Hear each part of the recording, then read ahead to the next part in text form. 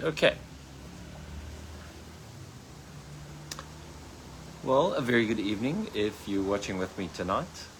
We are in session 4 already and probably over halfway already of this study on the evolution of Satan. And tonight we're going to be talking about cutting down the images, and we're going to be spending our time predominantly around the pressures that came upon Israel, the monotheistic pressures, if you want to call it that, which predominantly is found in the prophets and also the reformer kings. And there's one little one I'm leaving out a little bit, which we'll deal with after the exile. But tonight is predominantly about the pre-exilic and the exile itself. So those periods are the periods we're going to be spending our time on tonight. So just one or two small things.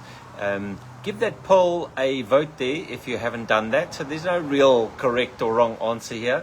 But just go with your gut. It's nice to see people's intuition on that.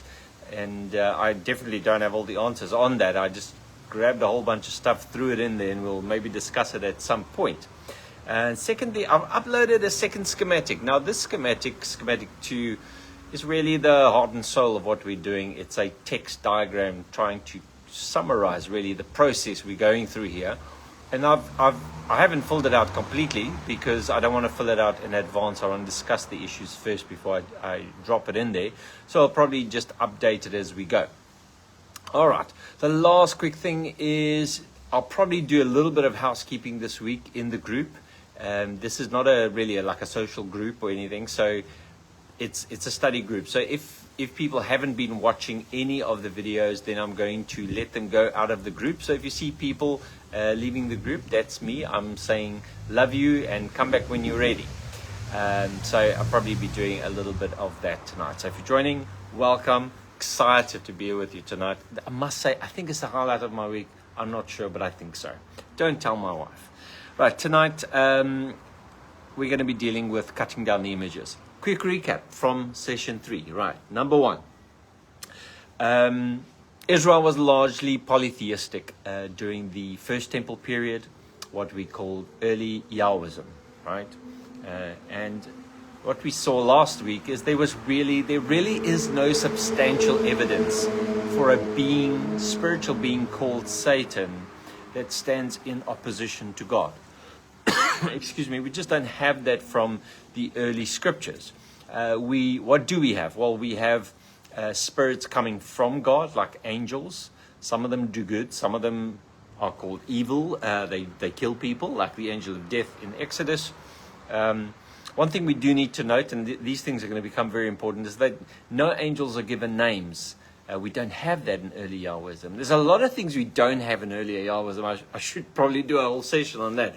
But I'll mention a couple of them just quickly, because it's not just Satan that's conspicuously absent from early Yahwism. It's also the idea of that when you die, you go to heaven. You just don't find it there.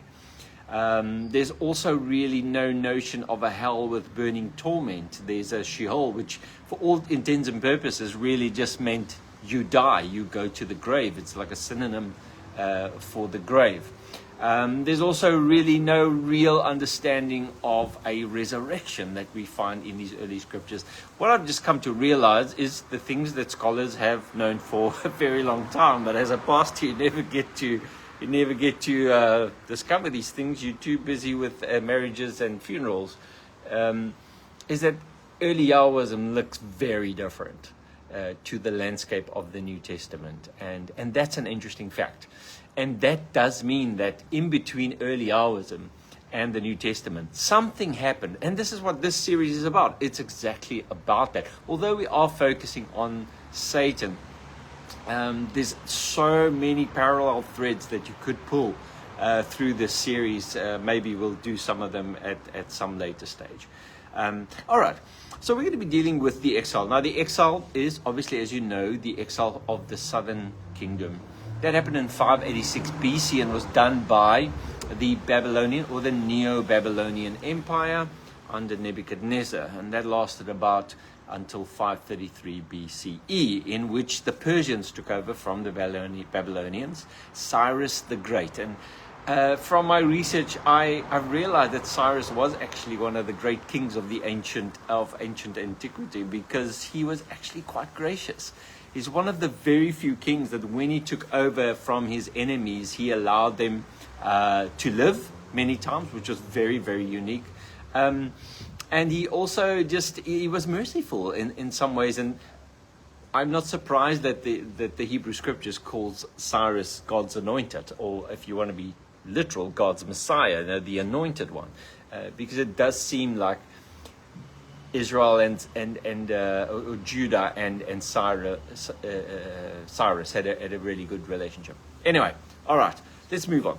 Let's talk quickly about pre-exilic Judah. In other words, the Judah that is left after the northern tribes were taken in exile by Assyria. Assyria was extremely cruel.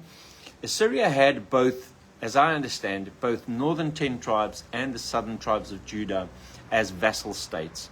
As far as I know, 731 or 732 BC, even Judah became a vassal state to the mighty empire of the Assyrians.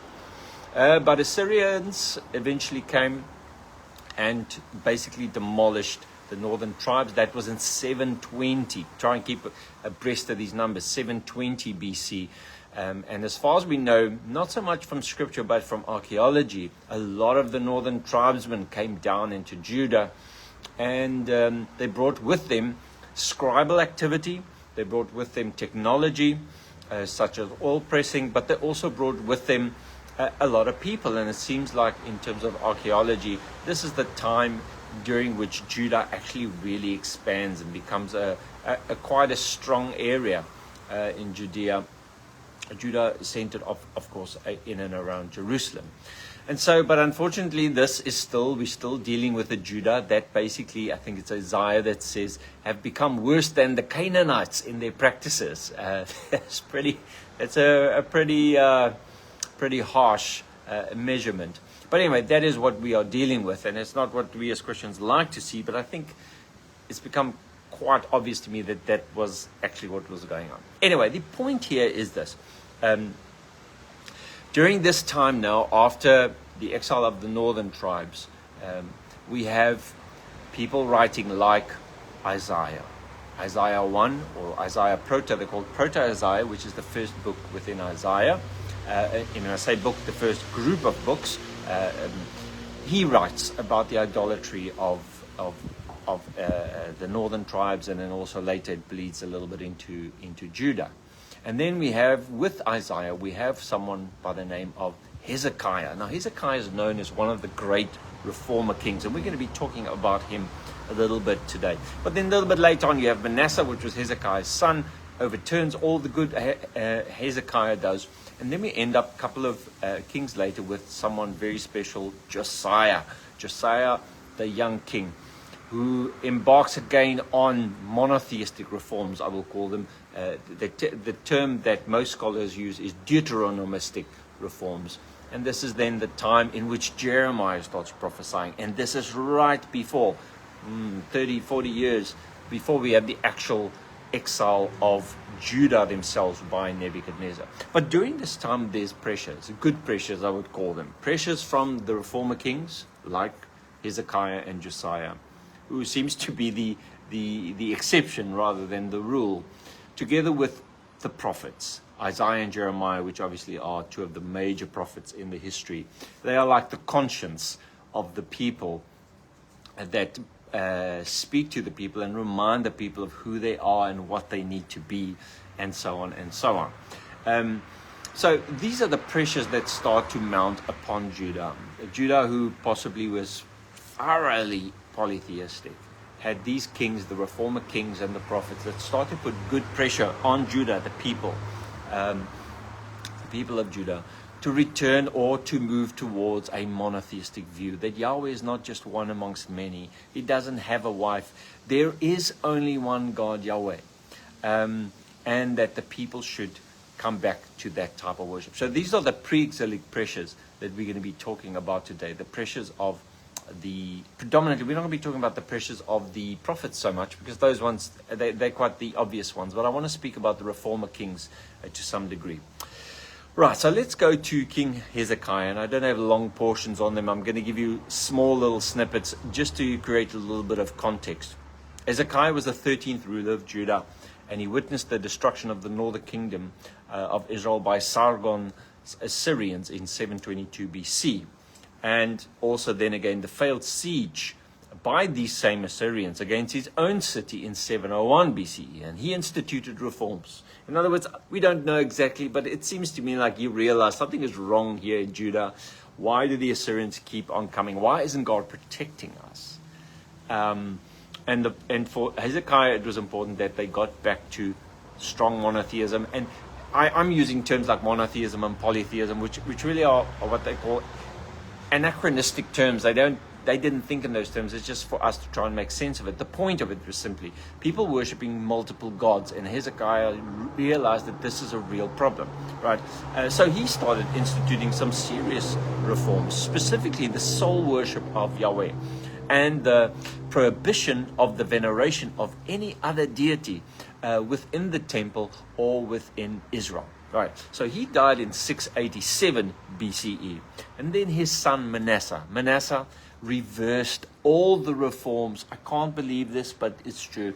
Manasseh reverses all the reforms, all the good that his dad did when Hezekiah dies and when Manasseh becomes king. And it just seems like Manasseh goes back to the default. I'm not sure if this is because of what the people wanted. Archaeology tells us Manasseh was actually a very prosperous king, very successful in worldly terms, and it does make sense to me that if a king like Manasseh allows the people to do what they want to do, they more easily integrate with the peoples around them and became more successful. Anyway, that's a topic for another time. But this does remind me very briefly of something which you would have seen in the poll. There was an Egyptian pharaoh in around the 14th century BCE, which is roughly the time people date Moses, right? Moses coming out of Egypt. There was this pharaoh Akhenaten, and Akhenaten, in a thoroughly polytheistic Egyptian milieu, started to push for monotheistic reforms. He believed that the god Atum was the only god. And he literally went into cities and demolished the temples and statues of all other patron gods that were built in Egypt and pushed for a serious monotheistic reform within Egypt. And I wouldn't say he succeeded. All that happened is when he died, everyone reverted back to the old polytheistic ways. So much so that it's quite interesting that they kind of rid him from the line of pharaohs. They erased his history. They actually call them, what do they call them? The enemy. They actually, in the writings of history, they call him the enemy. And I think we only discovered his reign and the things he did in the 19th century. That's how well they covered it up. But anyway, the point here is that this reminds me a little bit of that. Hezekiah comes and pushes for monotheistic reforms, and we end up with his son just basically reversing everything. It just seems like the pressures of what life was actually like in Mesopotamia, the Levant, and also into Egypt. It was so polytheistic that monotheistic reforms did not take very well. And then later on, we meet our second reformer king, who is Josiah. Now, Josiah was the 16th king of Judah from 640 to 609 BCE. All these figures are obviously roughly. He again instituted religious reforms in Judah. He removed the official worship of gods other than Yahweh. Same story. He removes Asherah statues, instruments of worship of Baal, and what is called, I think it's in Kings, the host of heaven, from the temple of Solomon. The local high places are destroyed, and he goes further. He has all the pagan priests executed. Like he goes all the way. Like he goes hardcore on these oaks. He executes all the pagan priests, and those who had died already, he digs up their bones, and he burns those bones on their altars. So this little laddie was pretty hardcore from a young age, it seems. The thing that's really disturbing about what we read about Josiah is that Josiah had to institute the Passover celebrations, which to me is an absolute shock. That means that the Israelites at that time, they were not celebrating the Passover. this is absolutely crazy. What is going on in Israel? And then he also embarked on a huge refurbishing of the temple project, and while he does this, I think it's Hilkiah finds the book of the law hidden in the temple. My word, what a discovery. Who would ever expect the book of the law to be in the temple? My word, I thought this is how things happened and worked, but it just seems like by the time Josiah becomes king, there's no book of the law. There's no Passover celebration. It just seems like it's a completely different Israel. It's one we don't expect during that time. And so many scholars accredit Joshua then with having compiled the important parts of the Hebrew scripture during this time. There's a lot of things that seem to, a lot of issues that seem to conflate in this time, like the emergence of writing in the Hebrew that we have for the Old Testament, together with this inscription or this memory in the book of Kings and also in the book of Chronicles a little bit later on, that Josiah finds this book of the law. In Chronicles it's called the book of the law of the Lord given by Moses, and he takes this and starts to implement this again. And he, Bible says, renews the covenant of the Lord with the people. And so we see in Josiah probably the greatest pressure for monotheistic reforms or reforms back into the law of Moses given by God to Moses, and brings back the Passover and destroys altars and so on and so on and so on. So we see here a conscience almost of the people that we see in the prophets. We see it manifesting in King Josiah as he pushes for all these reforms. Unfortunately, by the time he dies, what happens? Things go back to the way they were. So these pressures did not ultimately change Israel, or Judah for that matter. Israel was no more. It didn't ultimately change Judah, but it did bring into memory, for instance, the law of Moses, and put it in front of the people at least, so we can consider it a pressure that would move Yahwism, early Yahwism, into a Judaism that looks monotheistic. Look, the point of all of this is, if early Yahwism was polytheistic in nature, and we know the end of Judaism is monotheistic, we're asking the question, scholars have been asking the question, what happened? How did this actually happen? So we're looking at the possible influences, possible forces that bore themselves upon a pre-exilic Judah to bring them to a place where they could accept monotheism, or could move on to monotheism. Okay. So I don't want to say too much about the Deuteronomistic history and the reforms, but most scholars believe this is the place from where the Deuteronomistic history was written. And the Deuteronomistic history is books like Judges, obviously the book of Deuteronomy, then the books of Judges, 1st, 2nd Samuel, 1st, 2nd Kings. They are considered written from this perspective, and actually from this point, even in terms of dating them. Right. So what happens next in the history of Israel? Well, in the history of Judah, Judah gets exiled. In other words, King Nebuchadnezzar comes against these guys. He flattens Judah. He flattens the temple, and he takes into exile what most will consider the upper class, the literate class. Some would call that the literati, priestly, prince, those that would be of benefit to Babylonia, but also preventing then Judah and Jerusalem to rebuild themselves by taking away their brain power, basically. Okay, so notwithstanding all these reforms that were made and tried, these efforts of reforms, it just wasn't enough to save Judah from this this impending threat of the Neo-Babylonian Empire. The devastation of the besiegement of Jerusalem, its destruction, and that of its temple, together with the exiles of the nobles, left a mark on the consciousness or the consciences of the Israelites, unrivaled in their history. And I think this is something I have learned in the last 3 years or so, that the importance of the exile and how it formed Jewish thought.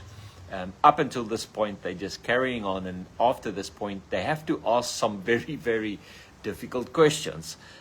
Besides the natural devastation, the loss of life, the economic impact on the area and the people, it was also the theological impact on their belief system that would leave its mark not only on them, but really the entire Western world. The questions they could have asked is, how could God forsake us? We are the people of his covenant. How could God forsake Jerusalem? I mean, I understand forsaking the people, but forsaking Jerusalem is the place where he would put his name. It's where his temple is. How could God forsake this temple? Which is really the place of his presence in the earth. And the questions these are the type of questions they would have asked. And where is this going to end? Are we just going to end up as exile, a diaspora in Babylon? We know some of them went to Egypt as well. Is this how it ends for the Jews? And it seems like it is from this position that the scriptures are put together, and where that this could have been the primary force, I call the force, or the primary force for the writing and the compilation and the putting together of what we today have as the Hebrew Bible. In other words, scholars believe that the Hebrew Bible was written in response to the exile. It was written to say, this is who we are, this is where we come from, this is the God that has called us, this is how mighty he is. Yes, we have failed with our idolatries, but he will call us back again, and he will do this, and he will favor us, and etc., etc., etc. And that's the place where basically the Torah was put together, and part of the reason why it was put together. Right, so maybe a portion of Lamentations gives us an idea of the hopelessness that they felt during this time. I'm just going to read Lamentations 5:20-22 in the King James. Wherefore dost thou forget us forever, and forsake us so long time? Turn thou us unto thee, O Lord, and we shall be turned. Renew our days as of old, but you have utterly rejected us. You art very wroth against us. And this gives us a good insight into maybe the dismay or the hopelessness that might have been within the camps. So, sitting in the land of the enemy, Babylon, far removed from their own land, their spiritual inheritance, their natural inheritance, they needed answers, right? Answers not only for themselves, but also for the generations that were to come, their children and their children's children. But it is here, in light of this great misfortune, that most biblical scholars agree that the inspiration for the compilation and the redaction of the collection of books we now call the Hebrew Scriptures arose. Fragments of writing and many oral narratives came together, or started coming together. And over the next century or so, it started to create a library of books detailing their origin, their story, their journey, and their destiny as the people of God. Right, so one of the crucial developments of Judaism happens here during and after this period of distress. And many scholars believe that it is actually the exile that switches us from Yahwism, early First Temple Yahwism, to the beginnings of Second Temple Judaism, which started a change in the way that Israel understood, believed, wrote, and that's what brings us to the New Testament, and that's the reason why we're on this journey, right? For instance, the answer as to why this calamity happened to them, according to the prophets, is due to their worship and allegiance to the other gods, their polytheistic ways. Isaiah warned them, but they did not heed. Maybe now they can change things around. I'm reading from Isaiah 45, 5-6. I am the Lord. There is none else. There is no God beside me. Right? I gird thee, though thou hast not known me. that they may know from the rising of the sun and from the west that there is none beside me. I am the Lord, and there is none else. Now this comes from a later portion in Isaiah, but it gives us an idea of what was important to Isaiah. It was important to him to communicate to the Jews that there was one and none beside him. And this is just, to me, this is just another piece of the puzzle, another piece of evidence that the reason why Isaiah says this is exactly because this is what they believed. They believed that Yahweh was the principal patron maybe, but there were others beside him, and they kept on worshipping these other gods. So most biblical scholars agree that it is not before the end of the exile that Judah started adopting a much stronger and a much more forceful monotheism in its actual practice. Now we know, and maybe I have mentioned this, I'll mention again, that those little Asherah figurines that we found in Judah during the 8th century, once the Israelites come back from the Judahites come back from exile, these completely disappear in the archaeological record. That is astounding to me, but it's just another piece of evidence to show us that something happened in the exile that moved Judah towards a more monotheistic outlook. To come back to the investigation at hand, the exile was responsible for the fuller application of monotheism in Judah, amongst other things. And it was this repentance also that in the redaction of the Hebrew scriptures endeavored to write out the ancient polytheistic past in order to secure a monotheistic future for the people of Judah. And that's why we have so little, scholars believe this is why we have so little polytheistic evidence back in the earlier scriptures. Because they didn't want their future to look like their past, and they didn't want the same calamity to befall them again. All right, so we spoke earlier on how the early First Temple Israelites could have adopted a pantheon very similar to the Canaanites. In other words, we had at the top something like Yahweh and Asherah, his consort, and that would be the authoritative layer of the gods. And then we would have the sons of God. They were the patron gods. They were the more active gods.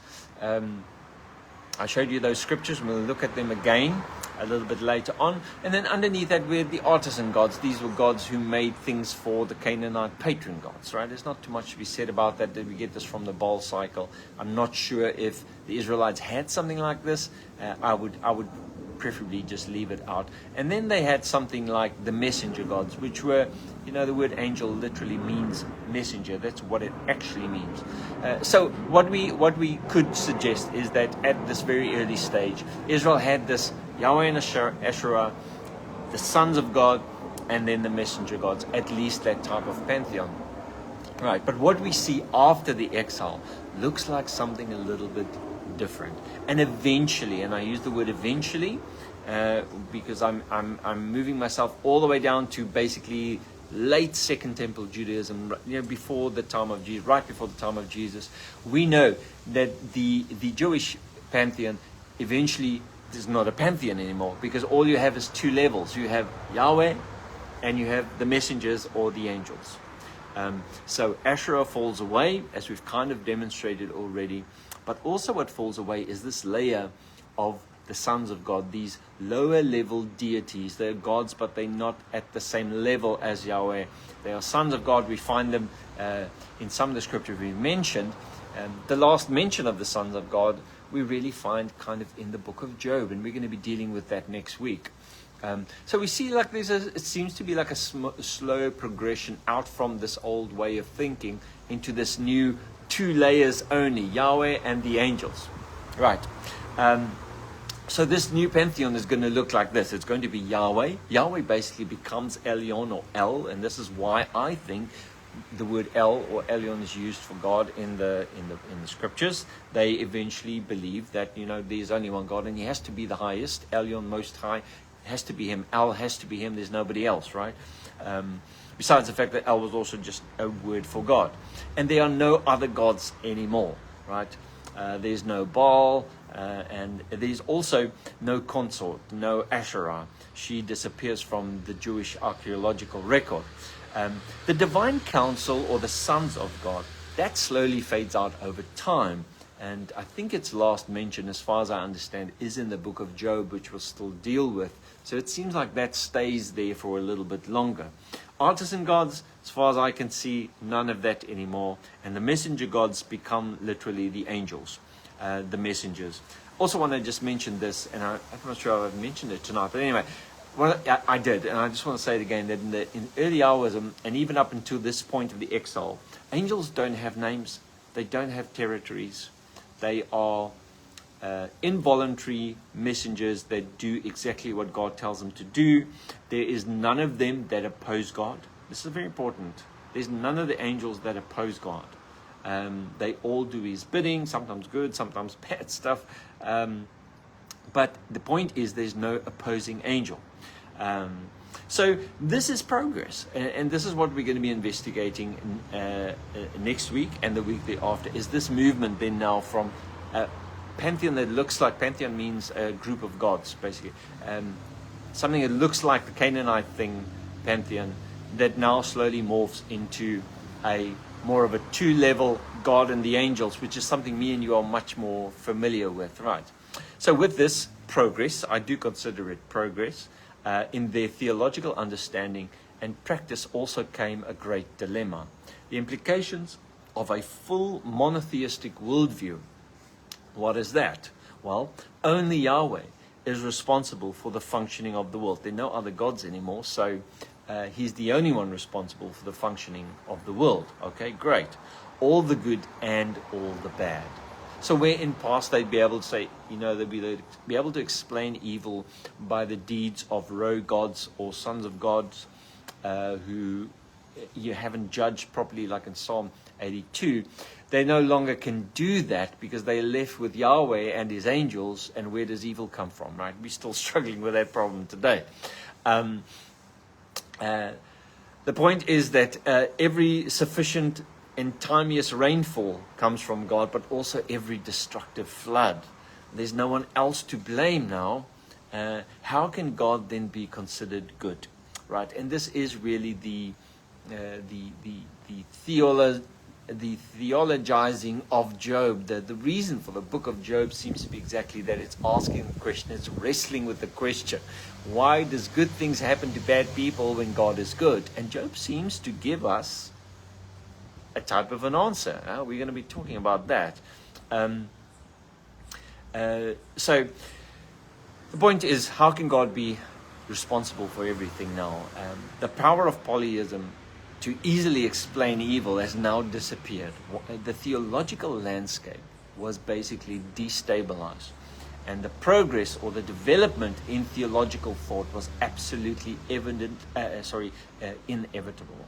They needed to find a reason to blame the evil in the world on. Who was responsible for all the evil in the world? And how can it be a good God? So at this point, they have a framework for monotheism and reasons to want to fully adopt it. They have the Deuteronomy, they have the law, and God asking and saying, no other images, don't make any images, I'm the only. So they have that, I will look after you if you worship me alone. So there's a I would say a force or a pressure, but there's the invitation to a monotheistic relationship with the one and only Yahweh. That is there, and that God would look after them. But there is still, at this point, there's no framework for Matthew's Satan. Now, I call it Matthew's Satan. This is my way of referring to it. And what I mean by Matthew's Satan, I mean the Satan we have by the time of the New Testament. The Satan that is a spiritual being, that maybe I should say Francis Satan or your Satan, because I suspect that Matthew's view of Satan and ours differ as well. So if I conflate those two, my apologies. But there is no space yet, there's no framework yet for a Satan who is an opposing force to God. There really is no space for a world that is under the power of Satan. There's really no space yet for this being who, as we'll learn a little bit later became to be understood as someone who rebelled and now took some with him. And now there's a gang, there's a gang fight going on. The gang fight is between God and His angels, and Satan and his angels or his demons. There's no framework for this up into the exile. And I think this is a very, very important point, because once again, the question we want to answer is, how did this enter? Where did it come from? Because it didn't come from the Torah. It came from somewhere else. And that's what we need to talk about. Where does it come from?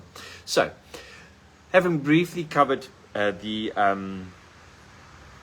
pre-exilic and the exile, I want to now leave you here that I want to say that what we're moving on to next week is the Second Temple period. So we're talking then about the period of the Second Temple. So about 50 years later, after the exile, Cyrus beats the living daylights out of Babylonia, and as gracious as he is, he allows Israel to go back to their land, Judah to go back to their land, to go rebuild the temple. He even helps them. I think this is why he's called God's anointed. But even from history, he just seems to be quite a unique king. Anyway, very powerful, destroying Babylonia, and then starts the Persian Empire, basically, which it becomes and the biggest empire in the world up until that point, even bigger, as I understand, than the Assyrian Empire. So Second Temple period starts then with this rebuilding of the temple, many of the Jews going back to Jerusalem. We know that Jerusalem was never ever as great as it used to be under the Judah reign in the time of pre-exile, time of the pre-exile.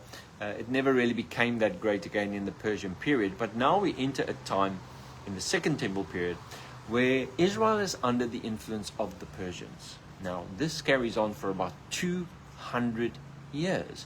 They basically become a vassal of the Persian Empire and became known as the Persian province of Yehud. And this is actually where we get kind of Jew from. So anyway, during this period, the Persians were nice to them. It seems they had a time of relative peace because they accepted possibly some terms under the Persian Empire. But they were also influenced by the Persians. And then that's something we're going to be talking about, not next week, but the week after that. But what we will be doing next week, this is very exciting for me, next week. We're going to be looking next week at the scripture verses. So this will be one of those sessions where we're dealing with the scripture verses of basically the Second Temple period. Now, if you quickly refer to schematic 1, we're going to be dealing with the green stuff on schematic 1. In other words, the 200, these are rough figures, but approximately 200 years after the exile, which is called the Persian period. And we want to have a look because it seems like to us, we're going to look at the scriptures that come up in that time, as far as we know, some of the later Psalms, some of Zechariah, some of Job, and also some of Chronicles. So those are the scriptures we're going to be referring to next week, to have a look at what does the Bible say, what do the Hebrew scriptures say about Satan in this period. And then the session after that is going to be a session solely devoted to the Persian influence on Judah. Now, as you might recall, 400 years in Egypt, the Israelites come out of Egypt. What's the first thing they do? They make a bull, possibly the bull of Memphis, which was an Egyptian god. The Israelites come out of Babylon without temple, without really, without priesthood, and they come back to Jerusalem. A lot of them, some of them don't. And they're under Persian influence for 200 years. They adopt Persian language, Aramaic. And this is, if you want to know, this is why Jesus didn't speak Hebrew. It's because of the Persians. Jesus spoke Aramaic because of the Persian influence on early Judaism. And so Persian culture, Persian religion had an influence on the Judites, and we want to have a look at that as well. So guys, I'm gonna call it a night here. Let me just get back to my notes so I can just give you the final little bit thing here. Obviously, we can deal with the Persian period, it's about 200 years. Then we're going to be dealing with the Hellenistic period and then the early Roman period. The last two, we're going to go rather quickly. But we're getting to the meat now of what this little study really is about. And I think you'll be quite surprised at what we discover here. Information easily, readily available everywhere, written about more than 100 years already, but it's just not the stuff we use from pulpits. And so I do think it is important though. All right, so next week we're going to be dealing with session 4. Sorry, it's going to be session 5 next week, and the session's going to be called Making Space for Satan. So that's what we're going to be doing next week. Have a wonderful week. Pop the questions. Have a look at those schematics. They are there to help and to summarize what we've done, and fill out the poll. Thanks so much, guys. Cheers.